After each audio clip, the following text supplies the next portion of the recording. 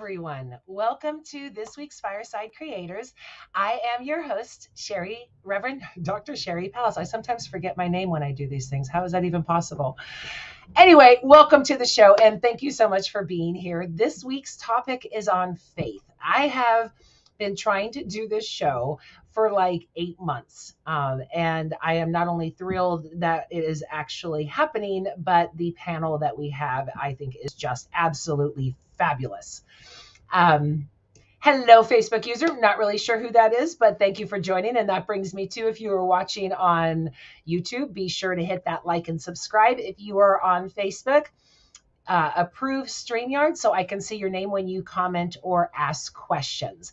Remember that this is a safe space and that we are here to learn and to grow and to make the planet a better place and more loving. So let's go ahead and a couple things. I want to thank the sponsors of the show. We have Ruth, Ray, Michelle, Kirsten, Tim, and Heidi. Thank you so very much for continuing to support me and this show. And you guys help the machine to run. Most importantly, you watching, make sure that I come back every week so I'm just not talking to myself every week.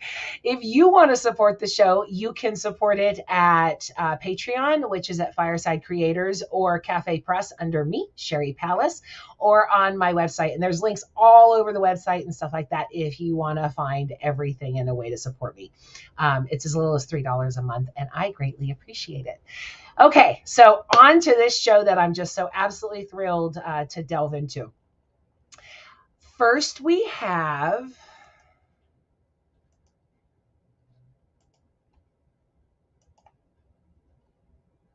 where are we? There we go. Oh, sorry about that. There we go. Reverend Dawn Bennett is a pastor developer and creates space for hard conversations. She is part holy and part holy hellion. After a few decades of lay ministry and a whole lot of baggage from traditional church, she went in search of a more holistic and realistic way to experience God. Dr. Bennett earned her MDiv from Vanderbilt Divinity and MACM from Luther Seminary. She's a Rule 31 family and civil mediator. She has a BS in psychology from Liberty and is ordained in the ministry of Word and Sacrament in the ELCA Lutheran Church. This one just was so close to my heart, I had to throw it in there. You can call her Pastor Dawn, Reverend Bennett, and most recently PhD, but never sweetie, little woman, sweet thing, or honey. Welcome, Dawn. Thank you so much for being here. Thank you. And thank you. It's a pleasure to be here. I'm excited. I'm thrilled to have you. Thrilled to be here. Next, we have Rebecca Peck. Rebecca is a small business owner in New Jersey, a former minister, a military spouse, and a mother of 3. Welcome, Rebecca. So glad to have you back. Thank you so much. I'm really happy to be here. Thrilled to have you. And last, but definitely not least, we have Lisa Marie Mayers. She has been doing yoga and meditation for over 20 years. She is a manifestation coach, a law of attraction teacher, and a life coach. Lisa lived abroad for many years, faced death, and can assure you life is so much fun. Welcome, Lisa. Great to have you back. Glad to be here. Thanks, Sherry. You're welcome. So as I said in the intro, I have been trying to have this show forever. And I thought it was interesting that I was having a show on faith and that it wasn't running for one reason or another. But I had faith that I would get this to run. So thank you, ladies, so much for being on the show. One of the things that I have been dealing with and trying to reconcile is my faith actually grew when I left the church. When I was in the church and in the evangelical, I was constantly full of fear. Once I left that hellfire, brimstone, damnation, all of that, I started to have more faith in my common man, as well as the universe and divine destiny and all of those types of things. I literally stopped being afraid and could live in a more faithful existence. I also realized that faith doesn't necessarily have anything to do with a higher power or God or anything like that, which I thought was really interesting because, like, there's so many times I'm on the road where I am having a lot of faith that that car's not going to come into my lane or that they're going to stop or one of those types of things. And I thought it was fascinating that we apply so much of faith to God and to a higher power when people don't even have to believe to actually have faith every single day. Pastor Don, what do you say about that? So I think faith is a confidence in something greater than yourself. Mm. I did an interview recently with my second child who's transgender, and one of the questions that was asked was, what would you say to religiously driven parents, religiously conservative families? And I said, I'm not a religious person, I'm a faithful person. Mm. And what that means to me is that my life has purpose, and that I believe that I don't go through the world, don't go through my existence by myself, that I go in connection to something greater than myself. And that is both vertical and horizontal, right? I'm in relationship with the divine, and I'm in relationship with other humans. I So like that. yeah, for me, that's faith. It's a confidence that it's not about me, or not Yeah, only I mean, about me. I had this, I never even thought as an evangelical Christian and all of that to live in the divine flow too. I mean, there was a lot of praying, not a lot of listening. And I think that when, at least for me, my faith grew when I started to listen more. Mm-hmm. Lisa, what do you have to say? You're muted. Can you, or is that on? There you go. Unmuted. Okay. What is the question precisely? What is What faith? does faith mean to you? How do you implement You it in your know, life? as a manifestation coach, as a teacher of the law of attraction, I think faith plays an incredibly big role because it's really about expecting good things. It's about channeling your mind and creating these neural pathways within the mind that help us gear towards more positive thinking, to expect good things to come. In times of need, we're often geared, towards like fearfulness, right? Or dark times. We get scared and fear overcomes. But faith is really needed at that moment because you can slowly, bring your mind back to abundance and not a state of lack. So for me, faith is super important. And there's so many different words for faith, but I think it comes back to creating abundance and thinking in a more abundantly set mind, like great things are coming my way, even in dark times. Sort of like the promise. Yeah. And I don't think it has to do with religion. I mean, obviously praying and meditating and having connection to divinity and source. I mean, for me, that's all God. Those are all pathways and ways that we build that sort of confidence and strength that good things will come to us. And that, yeah, I just think that you don't have to be a Christian, Catholic, Muslim. It's not necessary. Faith is just, as Pastor Don said, it's a quiet confidence. It's a sort of calm. It's a peace. It's like expecting great things. And the more you focus on that, the more it comes in. I believe it 100%. Your word is your wand. That's right. Your word is your wand. And we are vibrant, vibrating beings.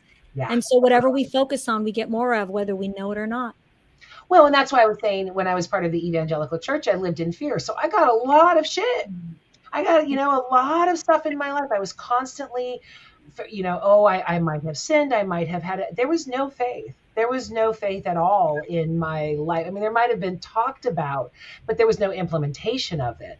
To see where I am now, and there's so many different names for it: to live in the flow, to live in divine, blessing, to, thy will be done, O Lord. There's, each culture, each belief system or lack thereof has their own way of saying it. Which I found fascinating, because if someone would have told me 25 years ago, you're going to become more faithful when you left the church, I would have said, what the hell? How could that even be? but eliminating that fear and standing from a point of love enables me to have more faith every single day. Right. So harping on, like you said, that fearful aspect of religion Yeah. doesn't bring us to the light, right? It actually just, it could perpetuates more fear and more dooming and less fun, basically.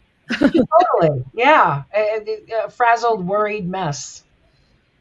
Rebecca, talk to me. What's it mean to you? Well, I grew up in like a very evangelical churches, like you did, and definitely was kind of driven by fear. But there was also a faith in me because I was like hardcore like fangirl of Jesus and God, and Yeah. I wouldn't, if you had asked me back then if I was like, if I had doubt or if I was like lacking in confidence, I would have given you the canned answer of, you know, my faith completely in God and my confidence is in God. But honestly, looking back at it and now having walked away from that type of a faith, I feel like it was all it was like when you practice mindfulness as a humanist now or an atheist, and you realize that that's what prayer was. A lot of those things I was feeling were things that I knew were inside of me. So like my interpretation of God was like the I guess the potential that I had. But I didn't, once I left religion and left that faith, I feel like I stepped away from that confidence. And so it's taken me a lot of years to kind of help restore that.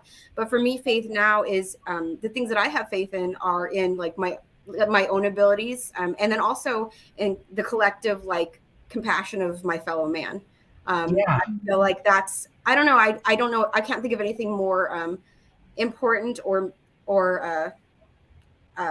I don't know, reflective to believe in, aside from like the compassion of others, and to, I believe in the advocacy for people who can't advocate for themselves. So those are the things I put my faith in.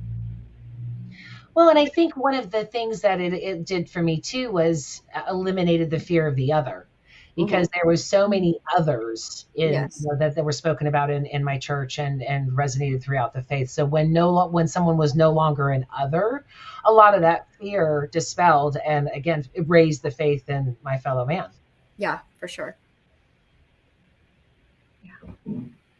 So how do you further your faith? Because when things are tough, when you're scared, when life is unsure or something just happened, what do you do to restore that faith, to stand in it, to take that breath that's so needed?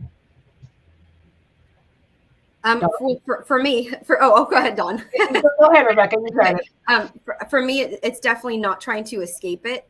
It's running towards that feeling. I feel like a part of the early Christianity that I was in involved a lot of denial. So I've learned that when I have those feelings, to sit with them for a while and kind of see what evolves from them, and also keeping perspective by honestly focusing on other people, and not in a way where I don't take care of myself, but in a way where I look outside of myself and put myself in a different place of kindness and servitude. And I know that sounds terrible, but I have a servant's heart, and I've always had that. And so by helping other people, it just honestly gives me a lot of perspective, and that's how I come out of that. I love that. I love that too. I would say what I do is I do a morning ritual. I write a letter to God, to myself, to source. I focus on everything wonderful in my life. I talk about how much fun I'm having. I talk about how much fun I'm gonna start having even more of. I go on rampage. I study a lot of Abraham Hicks. So that was one of my main teachers. And it cultivates faith, right? You get that momentum going. You let go of resistant thinking. You build towards this, culminating aspect of like more and more good is coming my way. And I just do a lot of thanking, or I might just sip my coffee and say, this just tastes so great. Like, isn't just today so great? I just like to walk around the house talking about how great things are. And I just feel amazing. And I can feel the little neurons in the brain go, blah, blah, blah, blah, and I just get happier and happier. And so faith comes. And that's how powerful your mind is, how powerful thought is. So it's morning rituals. I spend at least 15 to 20 minutes writing a letter about how great life is and how more wonderful things are absolutely in store. I like that. How long has that been a habit for you?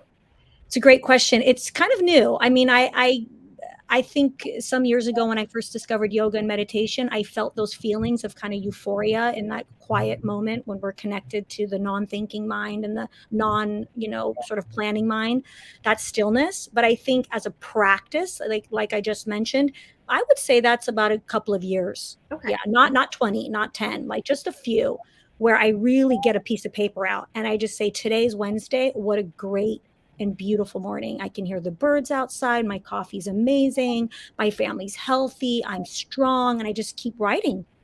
So, and I love it. And then I just end up, it just kind of sets the tone for the day. Yeah. And I love it. And so for a few years, I've been doing that. But I felt that feeling a long time ago when I was, sitting in mountaintops in Nepal or India or. It's easy to do there. Yeah. My world travels. Yeah. Yeah, it's easy to be really thankful on a mountain in Nepal. Yeah. I too have adopted the morning ritual of writing a gratitude list. You have? Yeah, about a year ago, I started with Amy, who was on your show, Lisa, the Life Hack Show, got me started in that. And it really has changed my attitude, starting the day from a point of gratitude and really thinking about, how I can do these things. I do mantras, I do my gratitude list, and then I, delve into everything across the day. But I have really seen a difference over the last year in my attitude, in my ability to withstand the shit coming at me left and right. That does help. So I totally vouch for that one, Lisa. It does. Mhm. Yeah. It's an amazing practice. I'm sorry, what, Lisa? It's an amazing practice. It is. Yeah. It is. And I'm not a morning person, so it works even a little bit better. I am a quiet morning person. For as loud as my life is, I'm a pretty quiet morning person. I've experienced a lot of trauma in my life through not only for myself but my family and the people around me. So resilience is a bit of a staple for me. That and the fact that I'm a Taurus and I'm a one wing two on the Enneagram. So ENFJ, all the things. And so I think my first line of defense is to step back and ask questions. My first habit, I think, is to withdraw just a bit to get a different scope, right? And then to ask more questions about whatever the thing is. I also practice mantras and gratitude list, very big for me. And I started a practice probably about, maybe 22 years ago. I was a young mom then, and I was easily overwhelmed with my to-do list. And it occurred to me one day that there's never enough time for you to get everything done. When you're a mom raising multiple children and running a company, you're never going to get it all done. And so I just got pissed one day and I was like, that's it, done with the to-do list. And at the end of the day, I made a to-done list, and it was amazing of how much I got done because everything on the list was done. And it was such a reviving experience for me that I started telling other young moms as I grew and started mentoring folks, scrap the to-do list, wait till the end of the day, make a to-done list, and you'll be amazed at how much you're raised up by your accomplishments and by the things that you engaged. And so I also practice a 12-step program, not because I struggle with chemical addiction, but because I'm surrounded by addiction. And I just find that 12-step keeps me connected to the universe, connected to a source of positive thinking. Not that everything is unicorns and rainbows, but it provides a pathway for me to stay in the present and to also know that I don't have to get stuck there. It's temporary. right? And there are options. There are always options. So I don't think there's any one thing that I practice, but I've got about 3 or 4. I have a little mini arsenal that I seem to cycle through that keeps me vertical. Well, in 2016, I took the biggest leap of faith could ever have imagined. And I totally lost it. I cried for a couple hours. I quit my lucrative 6-figure job to try and change the world. And it was truly the hardest thing I had ever done to make that leap of faith. Everything in my mind had aligned for me to do that. The pathways had opened. I was looking at being faithful the entire time. And when I got off the phone with my boss that day and I had put in my 2 weeks notice, I just sobbed. I was scared to death. I was absolutely terrified. And in hindsight, I can say that if I hadn't have done that, I mean, because it's still, 5 years later, I'm still questioning these types of moves.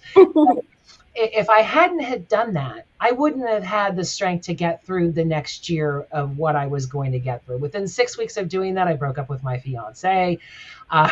My son got together with another girl. He moved out. I got cancer. I mean, all within that year of me trying to change the world. And I look back and go, there's no way I could have done any of those pieces without having that faith to have taken that leap off of that mountain. I did a meme a couple years ago. I've seen it similar where people go, some people think that, a leap of faith is blah, and mine was, yeah. So, I mean, faith isn't easy. It's really not. It's so much easier to be, scared and comfortable and go, this is what I want, because you can't have your wants and go with faith at the same time. It's challenging. What I find myself telling people is because, we're humans, we always want proof. We always want evidence. We always want that security, right? But that's not faith. Faith says jump and the net will appear. Not here's the net, now jump. No, that's not faith. Faith says jump and the net will appear. And guess what? If you smack your ass on the pavement, then that's what happens. I mean, very rarely does that happen. When we finally do take that leap, and you're living proof, you can leave a 6-figure career and still make it. Imagine that, right? And so I don't know how. I mean, looking back, I'd say faith. Ridiculous. Yeah, I had enough money. I really prepared for my leap of faith because I'm that kind of person, So, but even still, I had enough money for a year, and we're going on 5 years. It is truly miraculous. I've always said that, I will ask people to jump through hoops, but that I would provide a trampoline to do so. And I feel like God, the universe, or that type of thing, even though I was screaming bloody murder the entire time, and still do, that trampoline was provided. That's beautiful. Lisa, what were you going to say? No, I said it takes courage to take that leap of faith. But I think to ride on what you just said, somewhere deep inside, you have to trust that this vision you had for this new path, you had to believe in it. And even though you may have went down screaming or scared or balking, it's like somewhere inside you must have believed or just had that unwavering, belief and confidence and faith that it would happen. And look, like you said, it was provided because, I believe what we're vibrational beings, and that it's not always what we tell people what we want, but what we believe is what we attract. So you must have believed something very deeply, because the fact that it came to fruition means, you saw, you had a vision and you were like, I'm going to make this happen. And that's what it takes. What? A long list of it. And again, it wasn't something easy. It was with every turn. In fact, the day after I quit my job, literally the day after, one of the literary agents who I was talking to was like, oh yeah, I'm not going to write you unless you change your entire book. So it was like, I have a job for this. What are you talking about? So, I mean, but it's a daily type of thing. It's, to make sure that I still stand in faith, because I am really impatient. Patience is something I struggle with, and in order to maintain faith, you kind of have to have patience. Right. Oh yeah. Mm-hmm. Mm-hmm. Oh yeah. Patience is key. You have to, the art of allowing, it's Mm.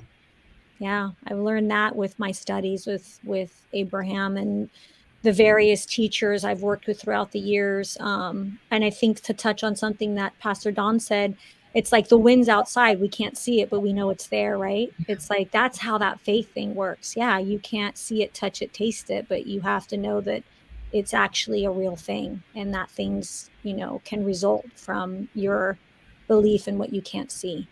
And I I love think there's that. also a willingness a willingness of the risk of making mistakes. Mm-hmm. Yeah. Vulnerability. Right? Nobody wants to make a mistake, but Right. I keep a little mantra in my kitchen hung that George Bernard Shaw said, and Shaw said, "A life spent making mistakes is not only more honorable, but more useful than a life doing nothing." And I would, True. I would love to be able to just say at the end of my life, I made so many mistakes, Mhm. and I had a few successes along the way, but I made so many mistakes and I learned so much. Mm-hmm. I don't think there is a mistake if you learn from it. No, Yeah, I kind of exactly. erased that word mistakes a long time ago, and I Yeah. call them missteps. And but even those, for me, they're not bad. I always think that we have, on any given time, like if I'm doing facilitating a dialogue, and there's negotiating conflict, right? In a mediation, I'll say, we have at least three choices. On any given day, you have at least three choices. You can do nothing, you can blow up, or you can handle this responsibly. And so I kind of translate that over into any choices that we might have to do said thing. Pick A, B, or C. Just pick one. Pick one. And if it doesn't end up the way you like, well, then next time it comes around, just don't pick that one. Pick a different one. Exactly. Right. Right? But pick. Don't just sit there. Pick something and live your life, because it's gonna pass you by whether you live it and engage it or you don't. It's time is still going to Keep elapse. ticking. Yep. Or one I love is, I read recently, it said either I never lose, I either win or I learn, which I There you thought was go. option. That's so Yeah. beautiful, right? Yeah. You either win or you learn. It's like there's no like lose. It's more just like, now I know what to do better, or well, I really nailed that on the head. Mm-hmm. That's it. Mm-hmm. It's like so Mm-hmm. positive Yeah. and beautiful. Well, and I think that eliminating the mindset that there are mistakes, and looking at them as a chance to grow takes the Mm-hmm. negativity away from it too. Because, I look at it as I can't grow unless I'm wrong. Right? Yeah. If I'm always right, then I'm not growing. Right. So, I've even said to previous bosses, well, what did I do wrong after we left a meeting? And they're like, oh, no, you were great. And I'm like, that's not good enough for me. I want to grow from this. Is there anything you can tell me to where I can improve what I'm doing? Yeah. And needing to be always right, needing to know everything eliminates and creates more fear and anger and those types of things when you're not. Yeah. Yeah. I was Agreed. watching. Oh, I'm sorry. Go ahead. No, I was just going to say, I love that. That's awesome. We watched something recently. It was like I think it was. I feel like it was I don't know if it was a TED talk, but it was a talk about vulnerability by Brene Brown, and she was Love her. talking about. I know. Oh my gosh. She was Jesus. talking about vulnerability in the sense that like that not anything that's worth it is worth being vulnerable over, and we so many of us put a lot of our energy towards like being not vulnerable, and like that's why we have that fixed mindset. And I got to thinking about like intuition, which is when I'm talking about faith, that's what I'm talking about, is faith in like our intuition to be good people or to make a good decision. But what better way to hone that than to be vulnerable and make a lot of mistakes? Mm-hmm. And also just to surround yourself with people who are okay with that, that help you edify you, and so that you are okay with your mistakes. I think it's again why I have faith in in other people's collective like compassion, and then just in my own gut. Because honestly, I think that I don't believe in a deity or anything like that, but I believe there is something to intuition. And the only way that we can practice that is by sticking our neck out and possibly saying or doing the wrong thing, reacting wrong, and then going, won't do that next time. That didn't work. But also just being okay with just fucking up, honestly. Yeah. I think part of the problem here, as I look at this whole idea of mistakes, misleading, misstep, whatever you want to call them, they are not innately tied to shame and guilt. Mm-hmm. But when we do something, either out of character or we fail at a particular task or whatever, some entity, whether it's a group of people or a social climate or a structure or norm that has been developed, that tends to put guilt and shame on us. Yep, the past, the voices of the past, even. Mm-hmm. And mistakes are not inherently bad things. Right. There's no guilt and shame involved in a mistake. It just simply is you missed the target. Okay, so try again or aim at a different target or whatever. But I think that's part of the trouble that we run into about making mistakes, and we get so fearful that I'm going to get it wrong, I'm going to make a mistake, I'm going to this, I'm going to that, because there's something or somebody or some news station or some asshole waiting to put guilt and shame on you. Right. Of course. No, Yeah. I'm not. No. Mm-hmm. No. Especially women. No. Yeah, for sure. Mm-hmm. Well, and I think I went back to a comment about having faith in yourself. That was one of the things, because again, being raised in the evangelical church, I was merely just a woman. I couldn't be trusted with my emotions or my thoughts or anything like that.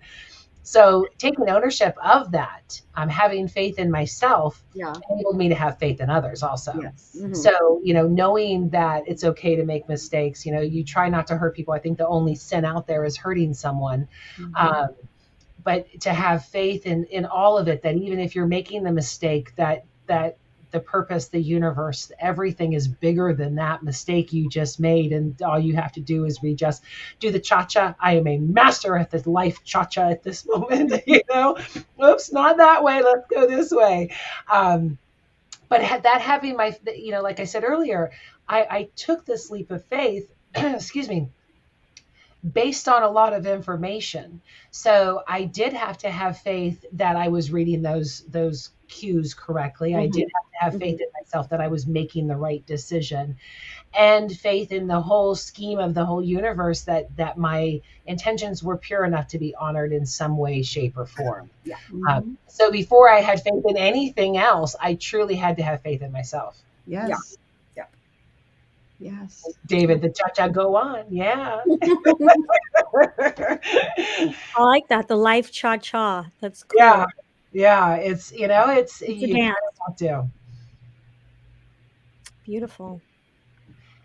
Anna wanted to ask if we can fake faith. Hell yeah. Hell yeah, we can. Faith.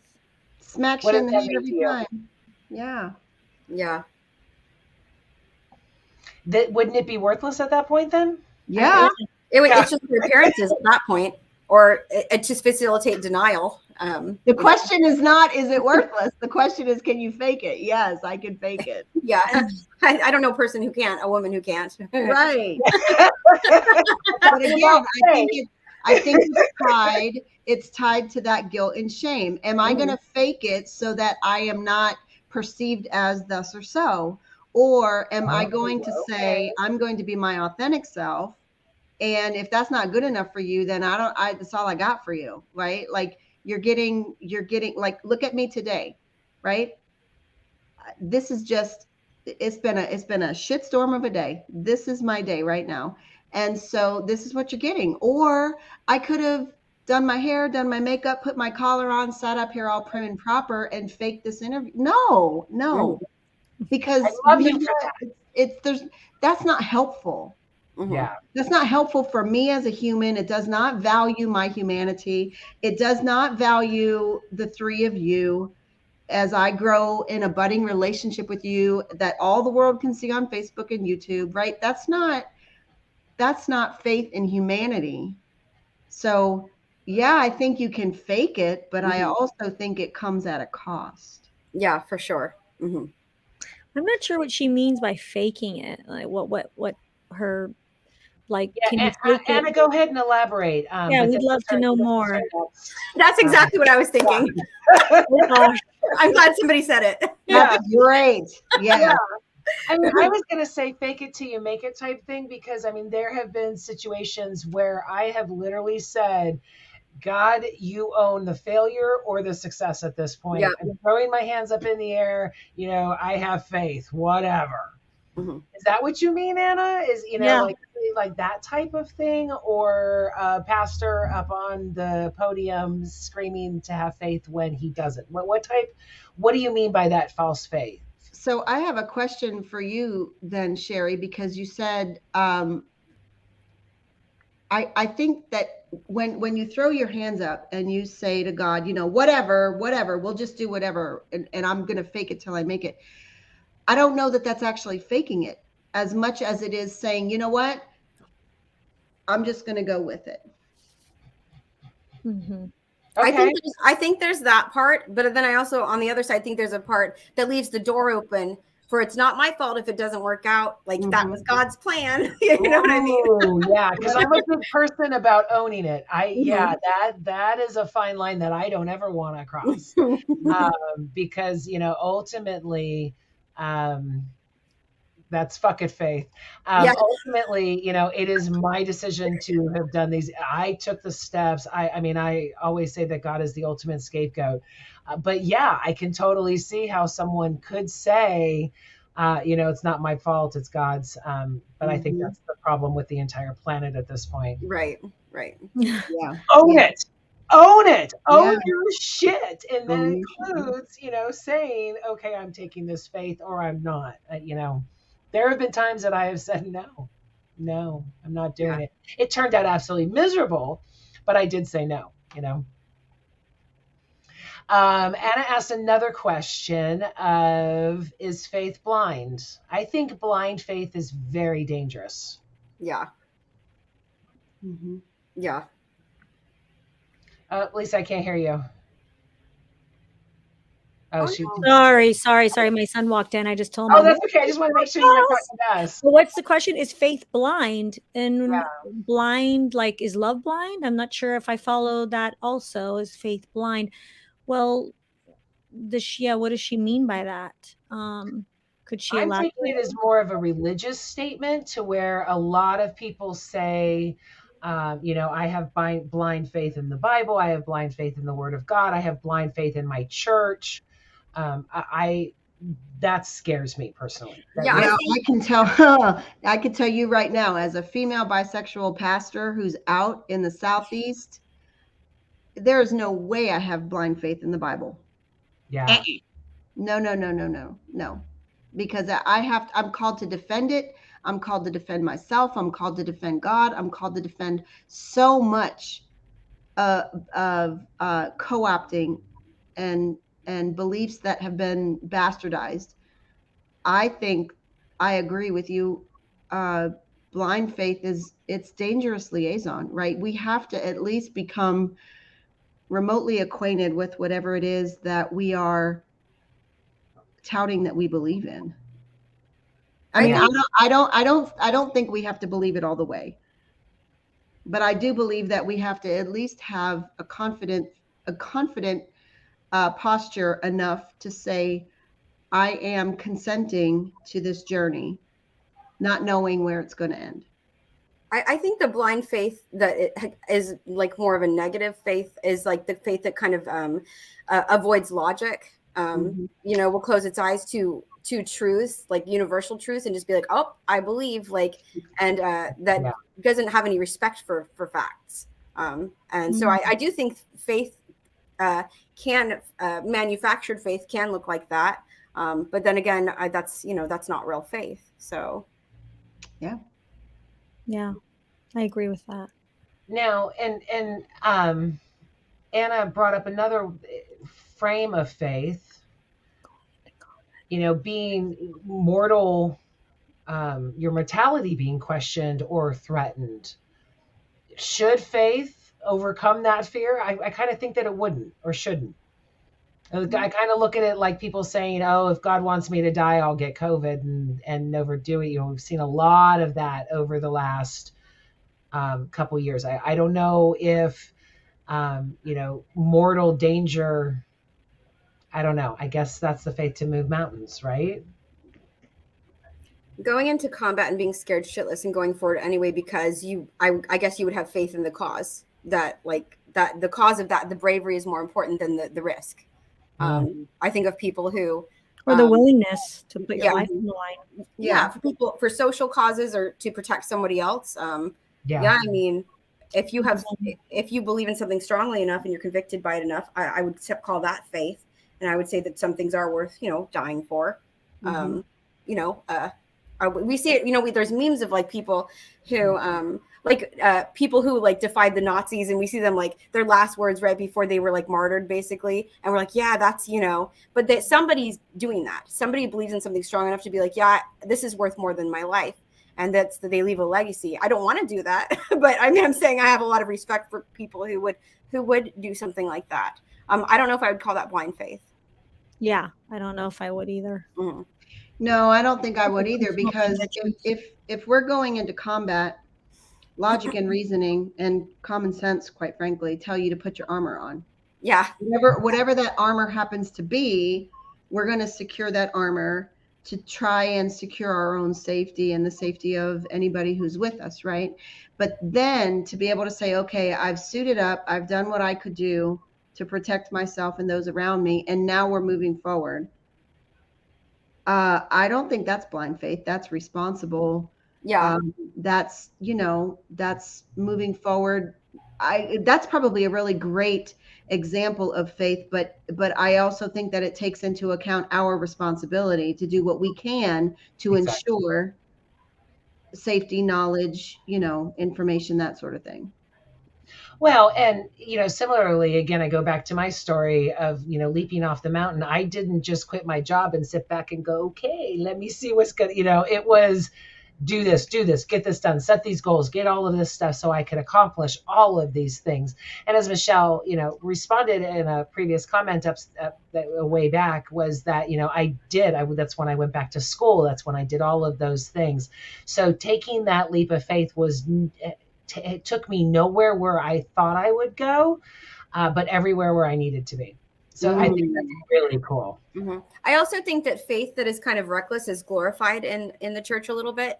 Yeah. You pass around the offering plates, give as much as you can, whether you can pay your bills or not. Like that recklessness is what we what everybody is, in those types of churches and in that type of religion is affirmed.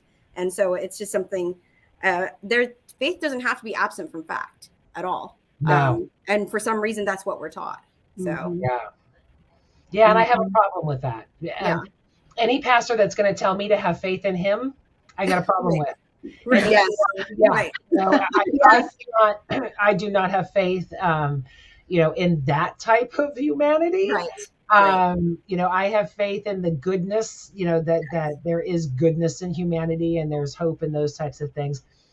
Which brings me to another question. What are your synonyms for faith? What can you, like, for me, it's trust, which is a really easy one. So sorry to have taken that away from you ladies, but is there, do you have other synonyms for faith? I would say confidence. And like the peace of knowing that it's going to be okay. Mm-hmm. Yeah. I think for me, confidence, to be sure. Also, long suffering comes to mind for me. It sounds so negative. Come again? It sounds so negative. Yeah, well, and it might be without explanation, and so I suppose I will clarify. Thank you. When I pastor a a church that is not only LGBTQ affirming, but LGBTQ centric. Okay. Right? Everything we do from the RIT is through the rainbow lens. And so the marginalization in the community of folks that I pastor is 100%. Yeah. And so it requires of me long suffering to be able to journey with these folks at some of their most dire needs, who come from evangelical circles like two of you have mentioned, and some even more dire Pentecostal holiness. Okay.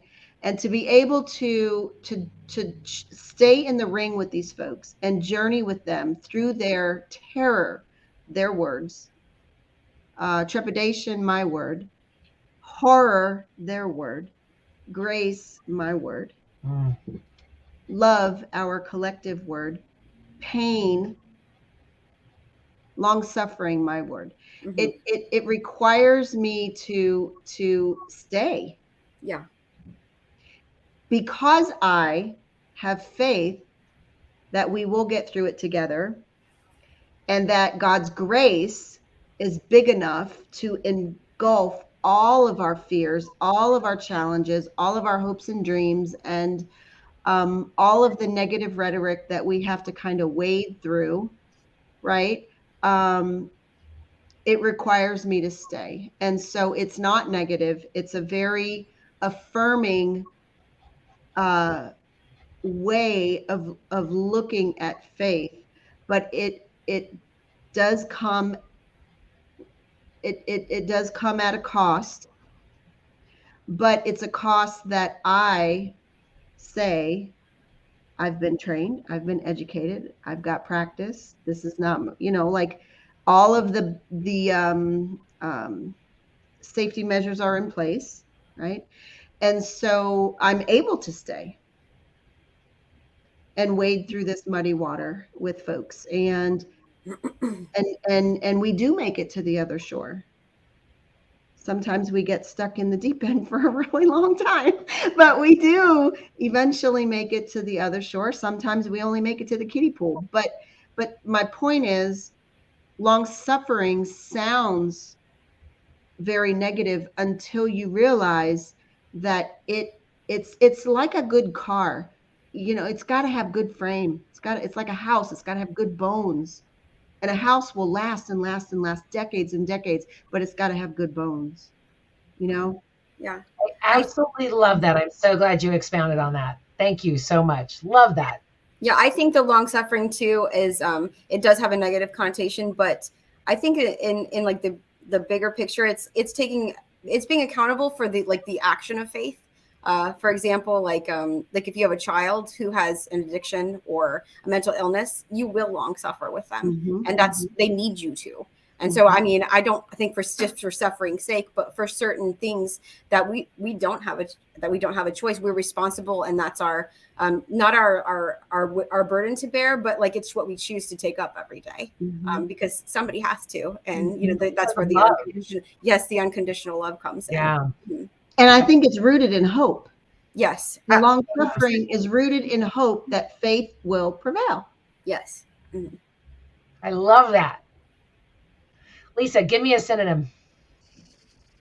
I mean, I love your trust. Faith for me generates thoughts of just goodwill, good nature, compassion, abundance, strength, resilience, problem solving, purpose, drive, motivation. They're all tied in because faith is just, it's intangible. It's not something you can see, taste, touch, hear. It's something that you have to just have. It's just like in you, and it's so rooted, I think, in such the better, more deeper, more compassionate part of who we are, because I do believe there's good and bad in everyone. I do. And in this world, I had a conversation with I was in Vegas over the weekend with my boyfriend, and he was saying, like, but people don't know what happens in, other countries, and Americans are so, because he's from the Middle East, and people are so ignorant. And I said, but who said life was fair? Like, who told you that? Like, we all know it's really not sometimes, right?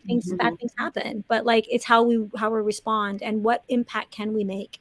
And are we having constructive plans to make impactful, like you do, Sherry, with your show? I mean, you're trying to evoke thought and feeling, and maybe, somebody go out and do something different that they weren't going to do before by learning from your show, or seeing another viewpoint. Or I don't know your true motivation, but I would imagine it's somewhere in that.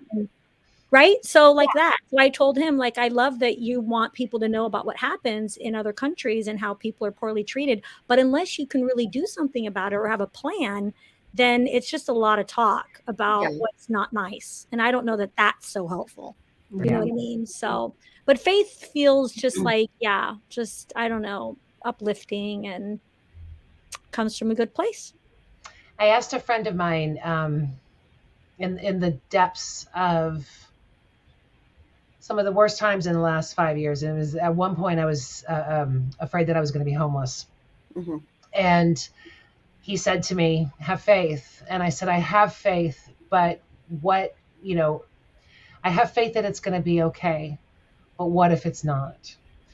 What if it's a time that it's not? For all of those people, I mean, especially moving to LA, it breaks my heart every second to see all of these homeless people on the street and all of these things. And I don't know how I reconcile that with faith. I have a real problem with the word blessings, because that, gives a connotation that someone is more blessed than lucky. Those types of things. So, I mean, I could very flippantly say, without any emotion, out of pure ignorance and stupidity, well, they didn't have the faith. If they had faith, they wouldn't be on the streets. And that's based in ignorance and all of those things. So what do you think that line is where it's, to have the faith? I mean, yes, I kept the faith. Yes, I never was homeless. Yes, things have worked out. What about when it doesn't? Where does that come into the whole spectrum of life? Oh, that's a heavy one.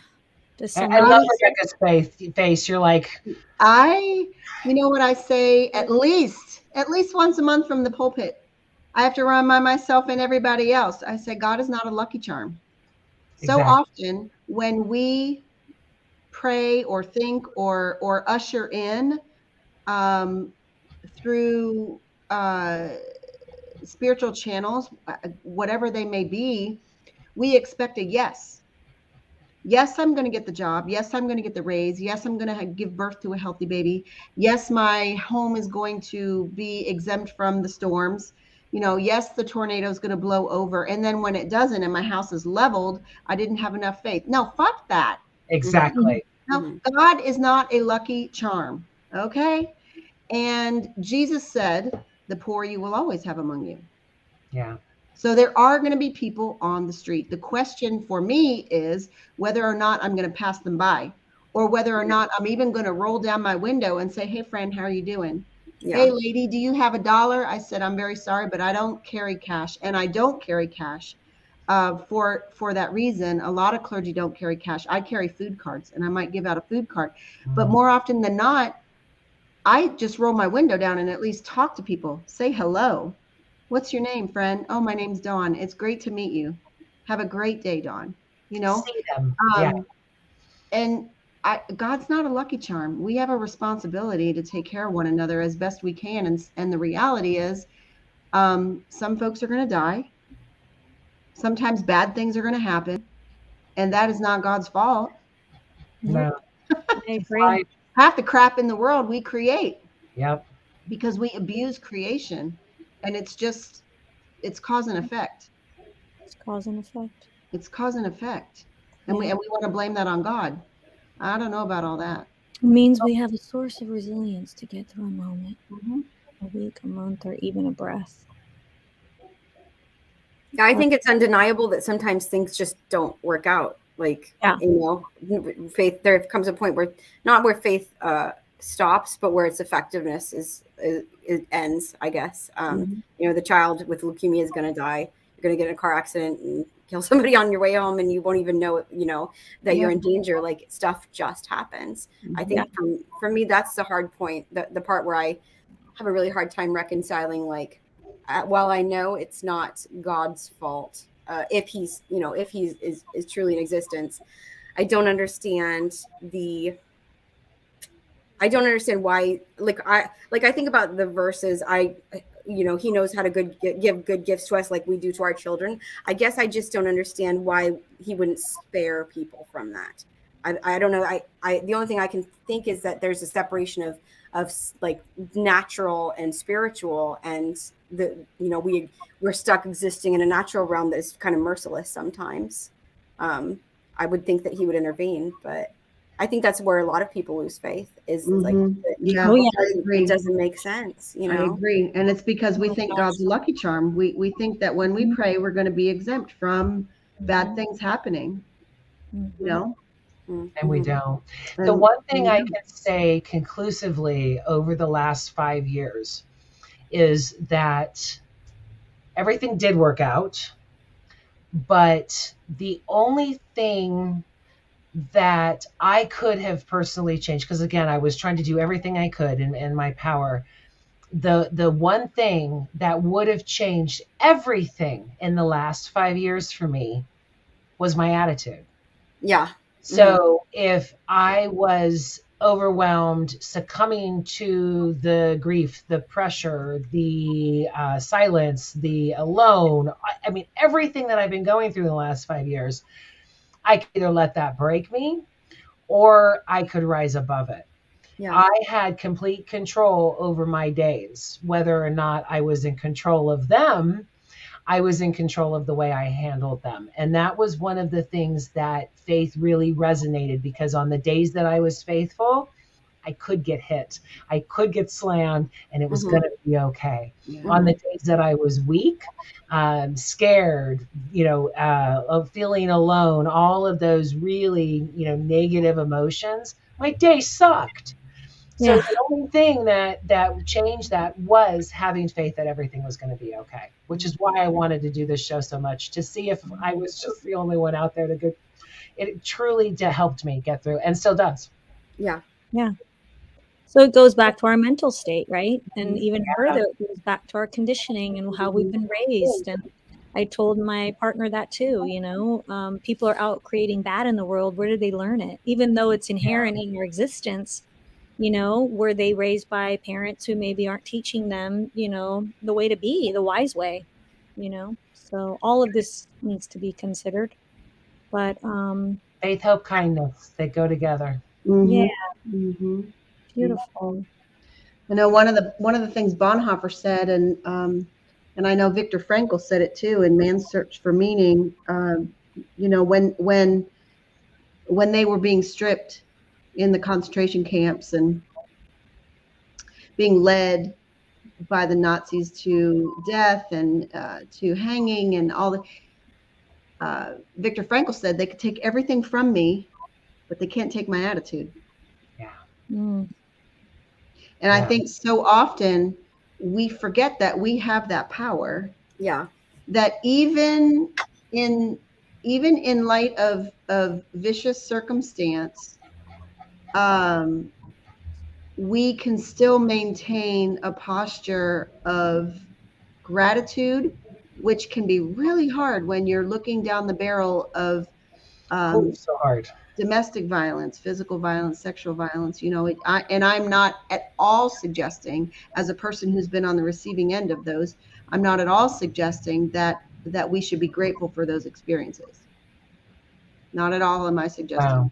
Right. But what I am them, though, you can be grateful for surviving them, for getting through them. And we can be grateful for capacity of mental acuity that says things like, I'm going to leave my mind at the moment because I'm overpowered in the situation. Right. And I'll come back to my mind when I can get some sensibility. Or I'm going to not let this break me. I'm going to practice mantras. I'm going to practice gratitude of being alive and having survived, like you said. And so I think that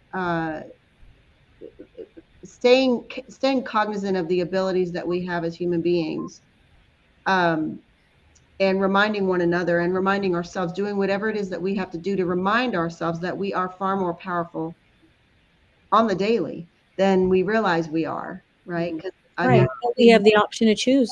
that's right. You can get up and turn on the evening or the morning news, which I don't recommend. And in 30 seconds or less, your day has gone to hell in a handbasket, right? Yeah. Well, and again, that goes back to faith in yourself. Yeah, for sure. Yeah. For sure. Yeah. Well, ladies, we are at the top of the hour. That flew by, and I just absolutely love this show. I got so much out of it, and thank you so much for having this conversation with me. Dawn, we will start with you. Do you have any final words, and where can people find you? Oh, easy. People can find me at thetablenashville.org. I try to make it easy. And my email, even easier, NashvilleRainbowPastor@gmail. Nobody ever says, how do you spell that? Nashville Rainbow Pastor is super easy. My parting words are believe in yourself, because God sure believes in you. I love that. Thank you. Lisa. You can find me on Instagram. I have a handle. It's called Masterful Creators with an S Collective. And it's where I share all my tips and tricks on how to master the art of allowing and how to harness the law of attraction. Basically, a lot of what we covered today, which is gravitating towards all those, good feeling thoughts as much as you can. And my last words would be, just to, when you have a high flying saucer or a high vibe going, savor it, sink into it, suck the nectar out of it, milk it, and stay there as long as you can, because anything's around the corner.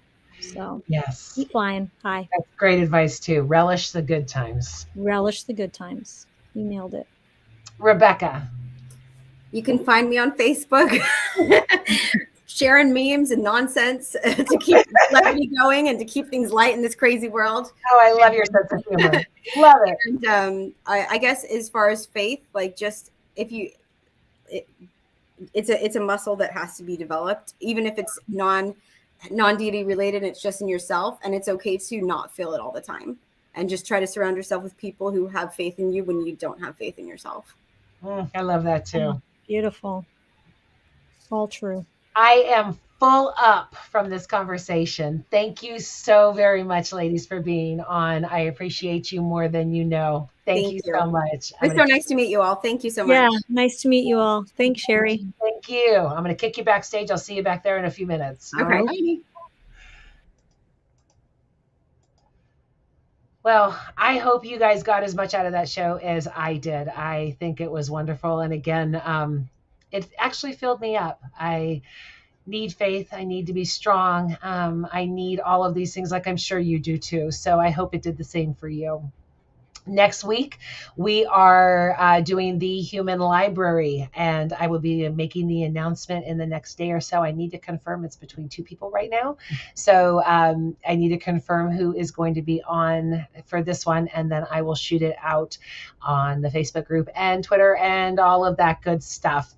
Have a wonderful week and walk in love. That's all that matters.